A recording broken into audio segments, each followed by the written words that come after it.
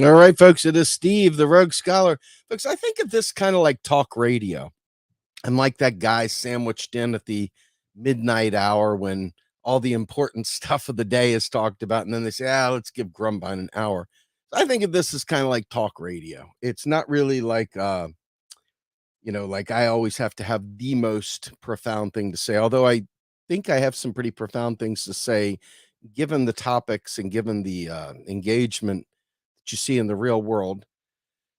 I like to believe that I'm talking about stuff that matters, even if it seems a little offbeat, because I think the stuff that's on beat is typically missing the target. It's not on point at all. And, I was thinking about this just yesterday, as a matter of fact. A friend of mine came to me in my inbox telling me that I needed to be buddies with this guy on Facebook. And all of a sudden, I got a tag on a post in Facebook basically saying they want to draft AOC for president. And the idea here was that we're going to make socialism mainstream. Now, to some degree, that's very, very noble idea to make socialism mainstream. But as I read through, I just realized it's like, do people listen to what I say when I talk on these things? I mean, all joking aside, I imagine I'm not maybe the most brilliant or the most eloquent or whatever, but I wonder if people actually listen to what I'm saying when I talk on these things, right? Because I would never go along with advocating for AOC for president or anything like that. And it's less to do, honestly, with AOC and more to do with what I see as what we're fighting for, right? Because I'm not really thinking about electoral politics on this channel and the work that I do. But we were talking because we recently became sponsors of a Medicare for all kind of, um, I don't know what the right word for it is, but it's like a Medicare for all panel. And we're going to be involved in, I think, as the Green Party and others. And when I listen to people talking not only about who they want for president, and typically the establishment types, but even when I look at like friends that are fighting for Medicare for all and so forth, it's almost like, how do I say this? You don't need to convince the converted that we need Medicare for all. You don't need to convince them. They already know this. They're already aware. The people that aren't aware or are hearing it from other people that maybe don't share a desire for this is that their problems have nothing to do with whether or not people need health care. That's nobody's bitching about that.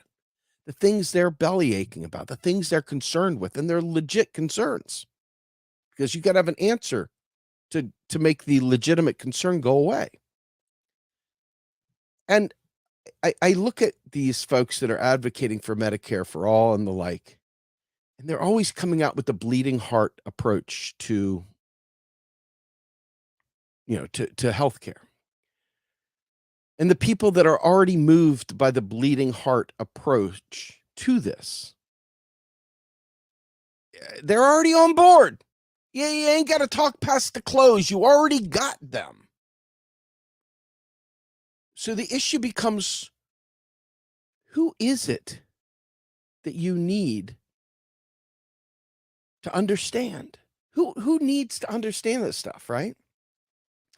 Think about the people that are standing in the way of a Green New Deal, standing in the way of Medicare for all, standing in the way of all these different things. And then you've got to customize what you're fighting with and what you're fighting for and what you're explaining to overcome their objections, not the people that are already on team Medicare for all. They already know people's medical bills are through the roof.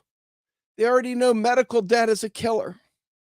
They already know that it sucks that anyone should go without being able to take care of their health care. what even people that are sympathetic to this cause, but are still against it, say. They're worried about their taxes going up. They're worried about long lines and long waits to getting service. Each of these things can be addressed. And each of them is the right story to be talking about at this age, at what, 2023, summer of 2023, on the other side of 2023, being that we're now in the 7th month of the 12-month cycle.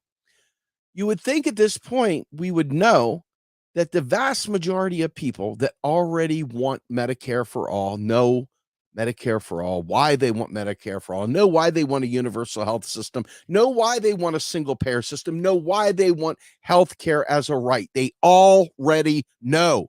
You don't need to have 40 panel after panel after panel of people saying the stuff, pandering to the people that already know. You don't need that. What you need are answers for the people that have legitimate grievances and legitimate concerns that need to actually be addressed. There, folks, just because they may be against it doesn't mean that they would always be against it. And just because they're against it doesn't mean that they're your enemy. And just because you think they might be your enemy doesn't make their concerns any less legitimate. And we'll talk about this. So we always talk about macroeconomics. We talk about this stuff ad nauseum. And I want to give you a little teeny bit of an insight onto this macroeconomic thing. All of our framing, the stuff that we talk about here, comes through that modern monetary lens, comes through a modern monetary theory lens, and we understand it inherently. We know it because that's what we do here. But we know the vast majority of people do not know it. Not only do we know that the vast majority of people don't know it, but we know that the vast majority of new politicos running for office don't know it either. We also know fundamentally that the vast majority of normies that would vote for these bills don't know it. Okay. We also know that the vast majority of our favorite talking heads don't know it. And we know that the education system doesn't teach it. And we know that the university system doesn't teach it. And we know more fundamentally that the structure of this Congressional Budget Office, the Fed, all these different groups, they purposely ignore it. Why? Because they are the defenders of what we call the orthodoxy, AKA the standard of the day. They are the ones that tell you what is real and what is not real, even though they're wrong, even though they're lying, even though their belief system murders people. They are the ones that hold the keys to getting peer-reviewed papers. They're the ones that hold the keys to key appointments in universities.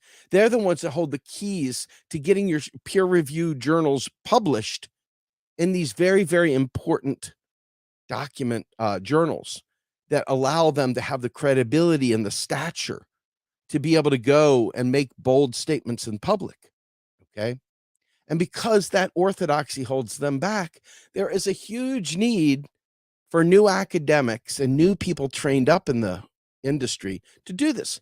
But in a recent conversation I had with Michael Hudson, Michael told me point blank, he goes, unfortunately, the only people getting hired in the economics field are people that toe the orthodox line, or if you get an economics degree, you're a blogger or a vlogger, or you're doing something that has nothing to do with your field. You're making zero impact because they're not letting you make any impact. And the worst thing is, and this is maybe the hardest thing for me, right? I keep hoping that by screaming and yelling and flaming, that people will say, oh my God, there's something going on here. I better pay attention, because it worked for a lot of people for a lot of years. And I have the inboxes to prove it. I know the people that listen to what I'm saying and it stuck. Okay. I know most people, unfortunately, what I say doesn't stick, and they just feel it's their job to say, fuck you, Grumbine. That said, we are up against different forces than the ones that we craft our messages for. Okay. So when you think about fighting for Medicare for all, and people say, I'm worried that all of a sudden I'm going to have 6-month wait for emergency surgeries, or I'm worried that there won't be enough liver transplants or enough hearts for transplants, or I'm worried that there's not enough whatever. There's something they're scared won't be enough of. Okay. It's a legitimate concern. Why is that? Well, if you paid attention to any of the MMT stuff we talk about, money is the least important factor here. The most important factor here is real resources. So every one of these kinds of questions needs to be addressed. How are you getting more doctors? How are you getting enough nurses? How are you getting enough general practitioners to see all the people that need to be seen? How are you doing it? All these are real conversations that need to be had. And I guarantee you the vast majority of folks don't have an answer to those questions. They don't have an answer to those questions. And so what do? Just like the Julian Assange gang does, they isolate on the focus of the one thing that they want to talk about, and they ignore the rest. Okay? This is a problem, right?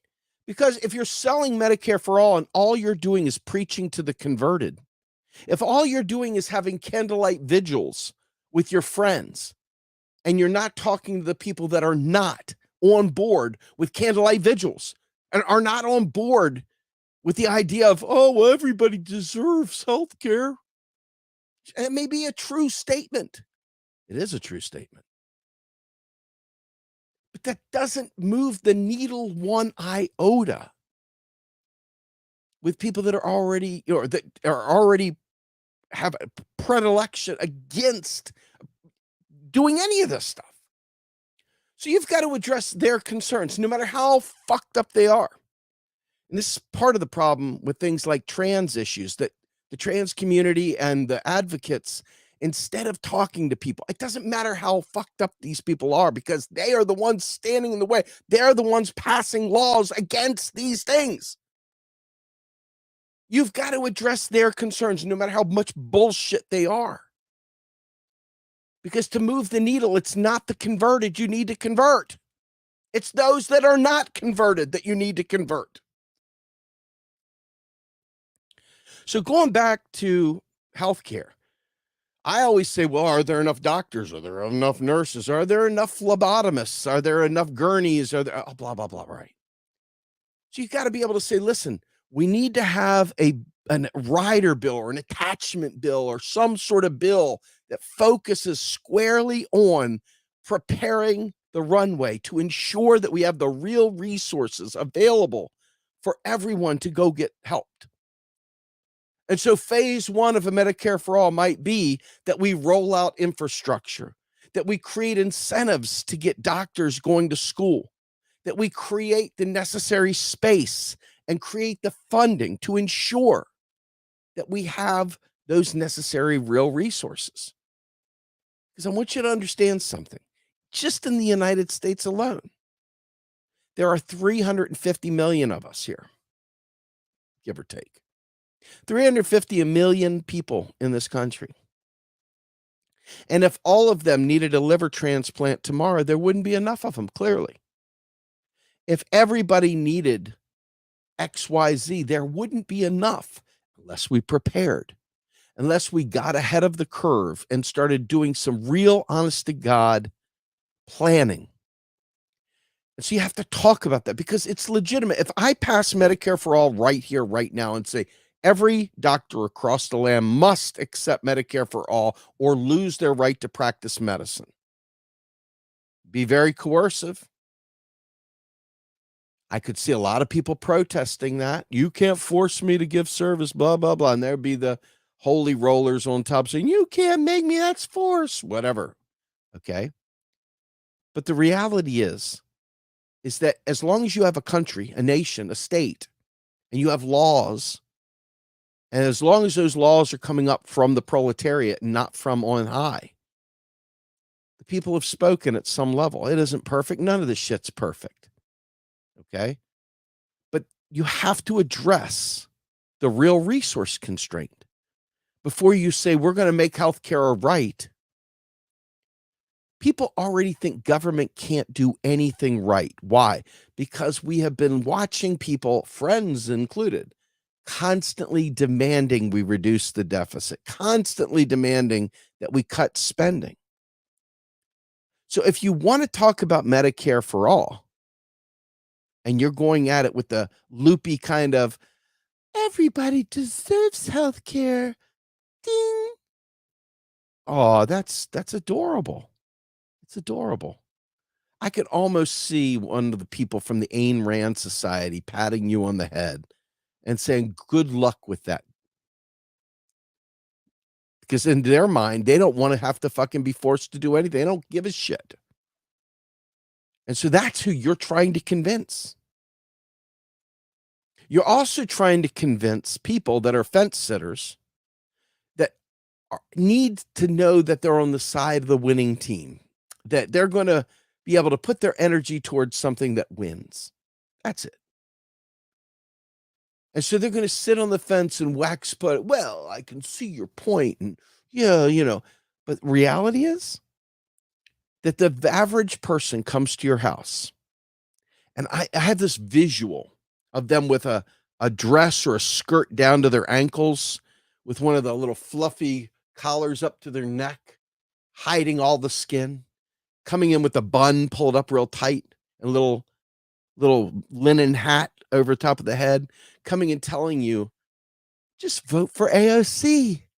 And they have this smile, this look of plastic. They're not even real human beings. They're like, vote for AOC. And they got their wide eyes and vote for her.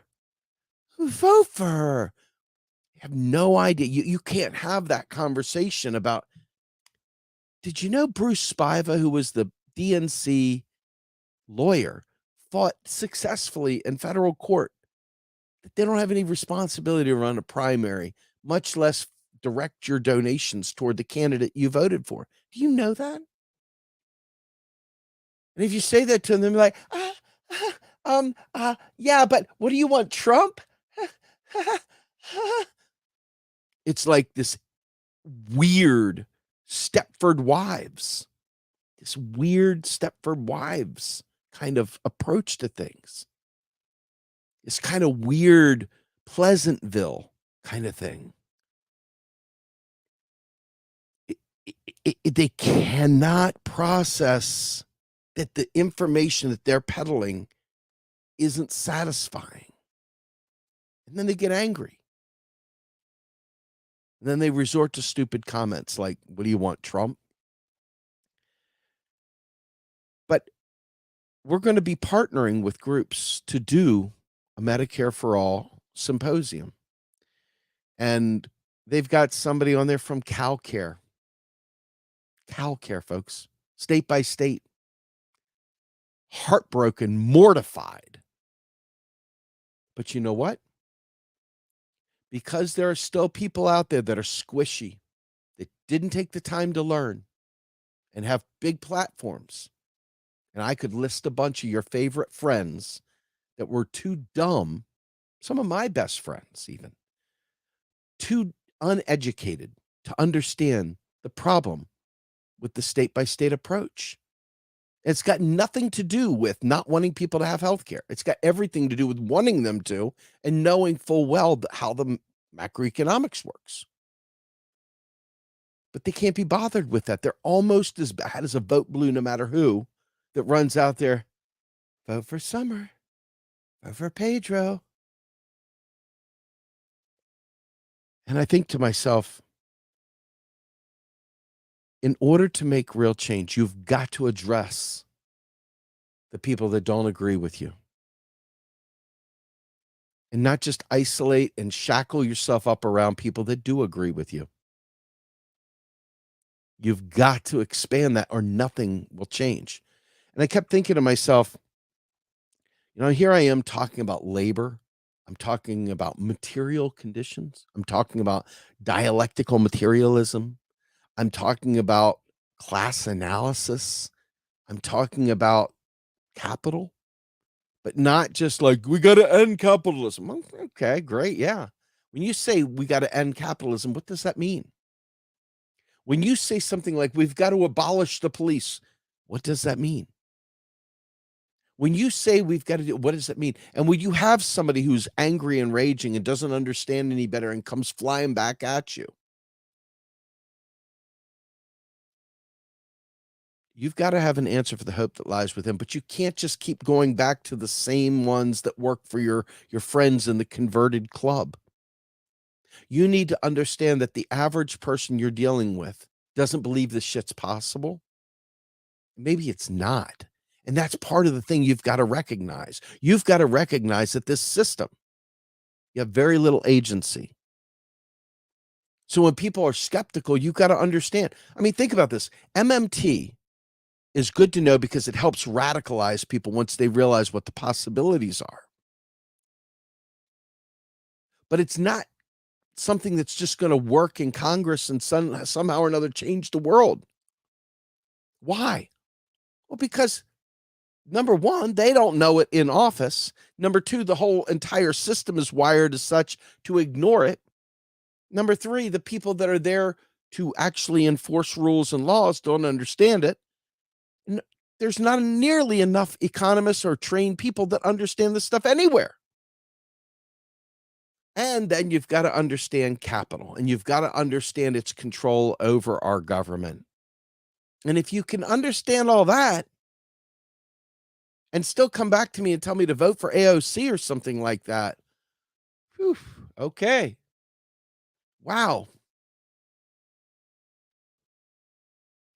We have to know fundamentally what we're up against, who we're up against, and who we're trying to convert. And we can't use the same argument we used previously with the converted, with the people that are holding out for a different reason. You've got to know what the reason they're holding out for is. And you know what? Think about this. Most people are not trained in trans issues. They're just not. Most people don't have a clue about trans issues. Most people don't have a clue what CRT is. Most people don't understand any of that stuff. And as a result of that, I see a call for we need a, here, let me read this to you. One of our comments here in the comment section. This is one that I want to stress. We need a wildcat general strike. But what will we ask for? And what do we all agree to? And what do you think a wildcat strike would do? If you've got the people that are on the strike line that are fighting and they still believe all the wrong things, what did your general strike get you? What did it get you? For real. We have people that are ready to just take to the streets all the time. They say, yeah, we got a fist in the air and land of hypocrisy. Let's take to the streets. But when you're taking to the streets and you're hanging out with people, what exactly is it that they're fighting for? You ever think about that? I'm telling you right now, the vast majority of people are not in any way, shape, or form fighting for what you think they're fighting for. All it takes is 5 minutes in a room to talk to people, and you realize fundamentally they really believe in the system, even though they say they don't. You see all these alt media groups out there saying Dem exit. And the second that RFK started running for the primary under the Democratic Party, suddenly they forgot they were Dem exiting. Do you remember that? Do you see that? People are all over the place, man. They don't have fucking 5 minutes of a same thought. They can't stay focused on something for more than 5 minutes. They're bouncing around like a ping pong ball at a lottery. I mean, they're not focused at all, and they're not strategic. And I'm not sure everybody ever will be. In fact, I'm sure most of the people are going to stay locked in their little boxes of friendlies where everybody knows their little language. You know, as I talk about growing into socialism, and I start becoming deeper in my understanding of socialist concepts and ideas, I realize the vast majority of people that have a hammer and sickle or a some socialist meme that they're throwing around, don't have a fucking clue what socialism is, and that breaks my heart. It's almost like a cool T-shirt. The Che Guevara T-shirt. They have no idea what Che did or the history of Cuba or any of the resistance that went on. I'm watching people still, every time you talk about socialism or communism, talk about, well, Stalin and Mao killed 100 million people.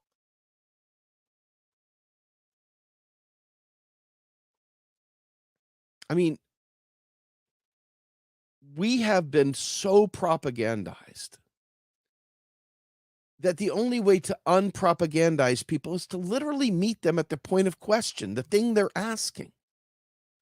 That's why a lot of the commentary I do may seem duplicative, but I come through it by people inboxing me with all kinds of crazy stuff. You wouldn't believe the things people ask me behind the scenes, And the idea that every single one of these groups thinks that economics is the last thing, the least important thing to talk about is mind-blowing to me. It's absolutely mind-blowing because the average person cares about, can I make my bills this month? Can I make my mortgage payment? Can I make my rent? Can I eat? Okay. Am I going to lose everything? Yes, duplicative. Yes, I'm repetitive, saying the same thing over and over again. When you think about the fact that I have to repeat many of these messages because I have to say them differently, I have to come at it from a different angle. Why? Dialectical perspectives, having an analysis, understanding that even though that's the correct answer, there's different ways of getting there and viewing it. And each one of those different paths to that answer have different blockers, different stumbling blocks, different views, if you will, of how they're seeing what you're saying. And it's very, very tough because you're always constantly trying to find a new way of saying it to reach them, to hit them where it counts. And yeah, here you go. I mean, I don't want to spend a lot of time on this, but I think this is important right here. If I can't find a 90K plus job ASAP, I will lose everything. I lived that reality. I lived it several times. And I'm terrified. Okay. I'm terrified. As a result of being terrified, I know other people are terrified, I'm sure too. And so it's very hard for them to imagine. Like right now, I got to be honest with you, every time I hear somebody talk about politics, every time I hear somebody talk about elections, I get really grossed out and upset. I do. I just get sick in my stomach. We have got so much educating to do. And the problem is there's nowhere near enough. And the people that are thinking that they need to educate people too are educating people in the wrong way, especially when it comes to economics. I mean, there are really large platforms out there that are preaching a whole slew of insane things. A huge amount of insane things coming out of those platforms. Like the demise of the dollar, not understanding how the dollar got to be where it is.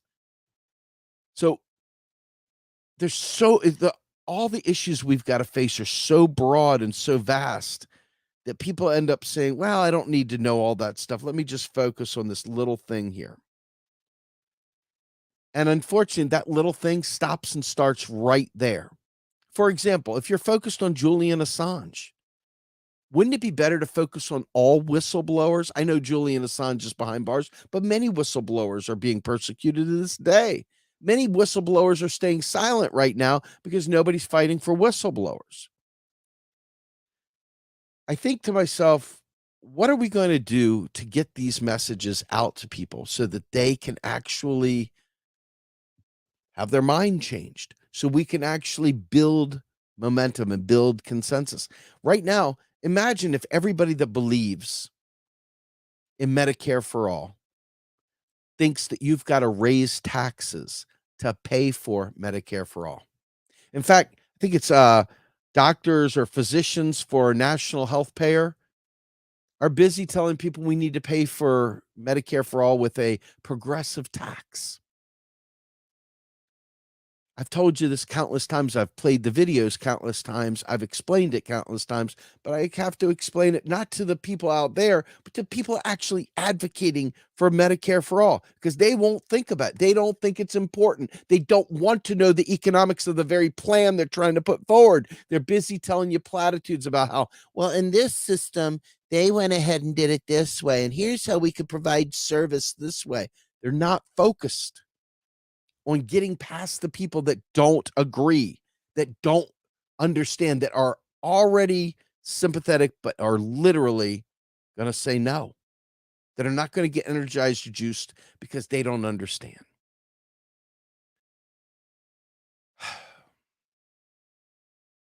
Anyway, long story short, and it's going to stay short today because I've got to get back to the office. When we stay so narrow and we don't realize that everything we're doing touches something else, if we don't think about planning so that we can prepare, like I said, resources for Medicare for all, okay?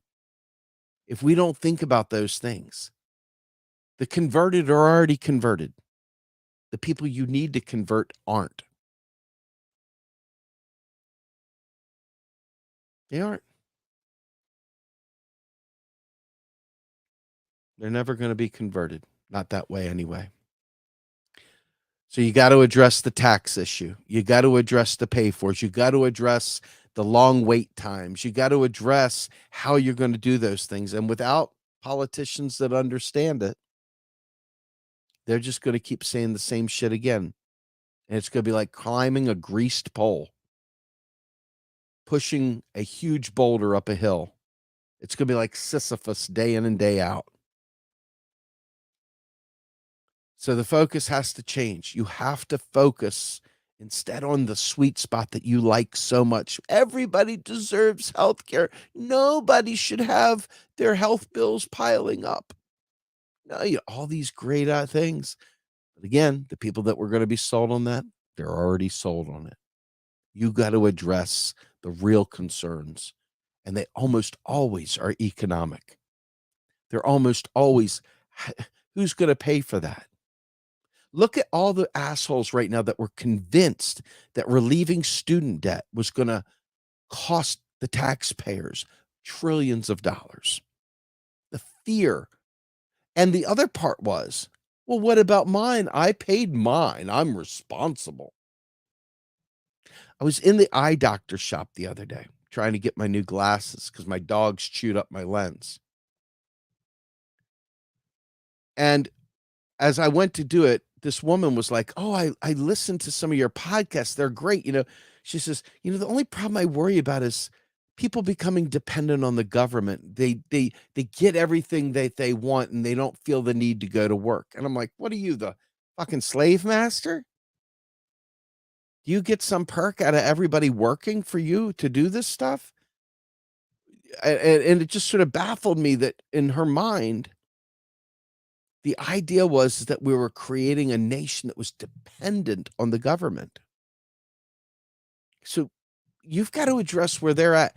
Healthcare as a human right, it's an important point, but to whom? People that already agree with that? Because the people that don't agree with that are never going to agree with that. That's not their concern. So unless you want to just shoehorn your concern and to make it their concern, okay. I think people have been saying that forever, and I haven't seen it move the needle at all. I haven't seen it budge the needle. In fact, I've seen us lose ground using these kind of feelings-based arguments. I've literally seen us lose ground going out there leading with these shoulds. It should be. Because the people that are fighting you aren't worried about whether it should be a human right. They're literally sitting there saying point blank, I don't want my taxes going up. I don't want to pay for your fucking abortion. I don't want to pay for your fucking liver transplant. I don't want to pay for your fucking penis enlargement pills or your conversion therapy or your transitioning or anything else. I just don't want to pay for any of it. These are the things that are the other people, the people that you are trying to convince that aren't already on board. Their concerns are different than your concerns. I agree. Healthcare is a human right.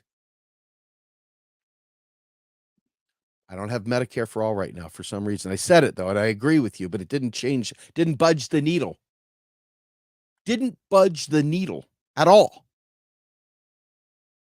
But healthcare is a human right. I've said it. Do I get my prize? Do I get my door prize? No, you get nothing and like it. That's the problem. Same exact kind of bleeding heart liberal strategies that have been used forever have produced zilcho results. Less than zilcho. In fact, fascism is rising faster than ever because we refuse and we fail to address the economics.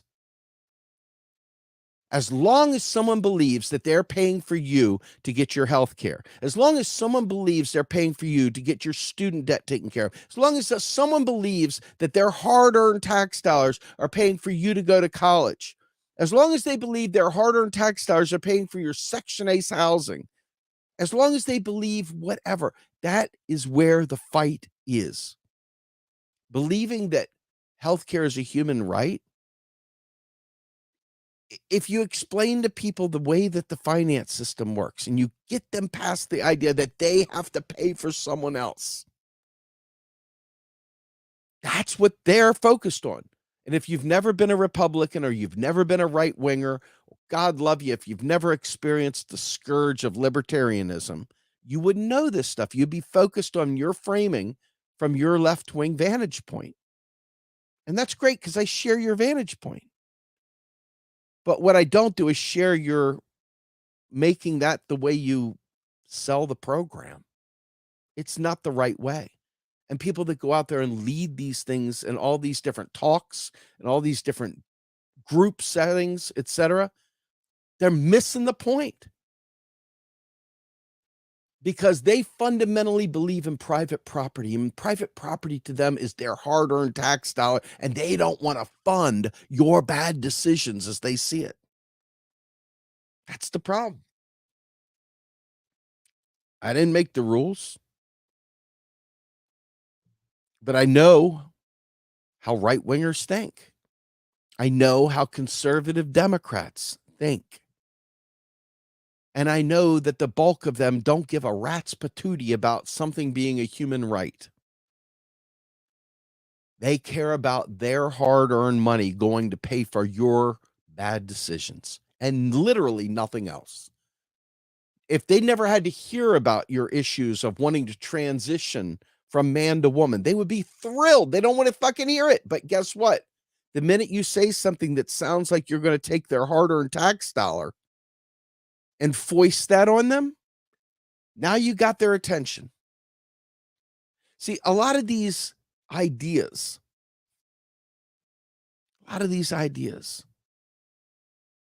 come from the belief that they are paying for the government to exist, that they're sending their hard-earned tax dollars to Israel. Think about how many good lefties object to their hard-earned tax dollar going to Israel. Think about how many good lefties think that their hard-earned tax dollars are sending aid to Ukraine to help the Nazis, the Azov battalion, the 900-member Azov battalion. I mean, they got the fucking serial numbers down. They remember every fucking insignia on their jacket, but they can't tell you how economics works. And so instead of ever understanding this, they focus on the petrodollar and stupid shit like that. So alas, when you try and sell healthcare as a right, you're preaching to the converted. You're not preaching to those you're trying to convert. The way they're going to be converted is that you tell them you're going to have faster point of service. It's not going to cost you anything. In fact, we'll give you a tax cut. But alas, your politicians, they're going to be selling tax increases. Your standard, regular Jane and Joe media is going to be selling tax increases. All the different groups out there representing doctors and nurses are going to be selling you tax increases. And it's not going to work out for anyone. And we're all going to lose because of it. It's been this way forever, folks. That's where the term tax and spend liberal came from. The whole concept of your tax dollar paying for these things wrapped up in a nice little read my lips, no new taxes. Cost him the presidency, didn't it? Read my lips, no new taxes.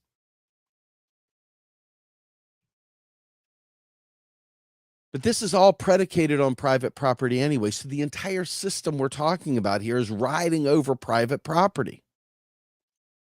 And whenever you have private property, that means private ownership. Private ownership means private decision making. Private decision making means putting profit ahead of you, putting profit ahead of any of the things you need or want. And until we have the conversations redirected away from as a right, mind you, I am all about citizen benefits. Fuck, I'm all about human rights. But I'm already on team. You don't have to convince me. What you have to convince me is why I should partner up with people that are advocating for state-by-state solutions when that's economically illiterate, or why I should work with people that want to raise taxes to pay for programs when that's exactly the opposite of the truth. Why I'd want to partner with people that are fucking asking for raising interest rates to stave off inflation. Why would I want to do that? They're wrong. But you've got to have an answer for what is right. And unfortunately, people think in these little narrow boxes, and they don't realize all the externalities that focus on the thing that they think they're fighting for. And a lot of times, they're actually creating negative energy against the very thing that they're fighting for. Because they're using messaging that is strictly for the converted. And they're not using the messaging for the not yet converted. That's it. That's it. Fundamentally, that's it. You've got to meet people where they are. And if your goal is to win these changes, these structural societal changes, I can't say it enough, but I'll say it one last time. It's good to have the converted because you need them engaged. You need them having the right messaging. And when they go on a panel or when they do a media show, that they say the correct things. That they don't just sit there and talk about, well, you know, we all should have health care. We really should. Yeah, okay. You need to be able to have answers. And you need to direct them to people that have more answers later. And not just sit there and be from alt media, but be from real progressives or be from wherever you're from and lead people back to where they belong so that they can learn. The idea here is not to prevent them from hearing this important stuff, but to bring it to them and convince them and help them see it and then help bring them into the fold. And that's not happening. A lot of convenient single issue pockets of affinity groups that wax poetic amongst each other and never break out of the cocoon. They never bring new folks in, and they never ever create the case for the questions the people outside have about the issues they're bringing up. And that, my friends, is the story of the day. That's where I'm ending it. Hopefully you guys enjoyed this. It's not a very enjoyable subject, to be perfectly honest with you, because it's always an uncomfortable one, because everybody wants to see, you know, things in the way that they like to say them. They like to do things in the way that they like to do. I like doing it this way. I like doing it that way. But unfortunately, if you're not helping reach the masses and you're just dealing with that one person, you better have a hope or answer for that one person at least. If that one person is pushing back because of taxes, you should know how to answer that question. If they're worried about inflation, you should be able to answer that question. If they're worried about their hard-earned tax dollars, you should be able to answer that question. If they're worried about where you're going to get the resource, where you're going to get the doctors, what about the waiting lists? You better have an answer for that question, because that is what is standing in the way of a mass movement pushing for this. We already know capital doesn't want it, period, and they will do anything and everything to stop it from happening. So we need to overcome the capitalist messaging and understand it's going to be solely focused on tax dollars. It's going to be fundamentally focused on, oh, you're dependent on the government. It's going to be focused on a whole host of things that aren't in the lefty sweet sack of tools. You're going to have to focus on the right wing for a minute. You're going to have to focus on the people that are conservative and how you can message that to them. And those who are fellow travelers who are absolutely recalcitrant and stuck and being single issue minded and not understanding that when it all comes back, if you build the pyramid, you've got to be able to have an understanding of how you're going to bring it to be. And that could be both political and that could also be economic. And if you don't have the base, the core at the bottom down, then any kind of rock in the road is going to cause your bike to wreck and crash. Any kind of pothole is going to cause a catastrophic car accident. You need to focus your attention on overcoming objections. Go to sales class. Figure out how people sell fucking shitty products and services to you constantly. And remember, they're overcoming objections. Their part A is getting you to believe this is important. Well, the people that believe it's important priority believe it. So you got to focus on the people that don't believe it's important and help them understand so that they're not fighting tooth and nail to block their taxes going up to pay for this thing that they probably would be for, but aren't for because some chucklehead said, hey, we're going to pay for it with a progressive tax. That's the deal. That's the deal. That's it right there. So anyway, I'm Steve Grumbine. I'm the Real Progressive. I am also the Rogue Scholar. And with that, I'm out of here, folks. Yeah.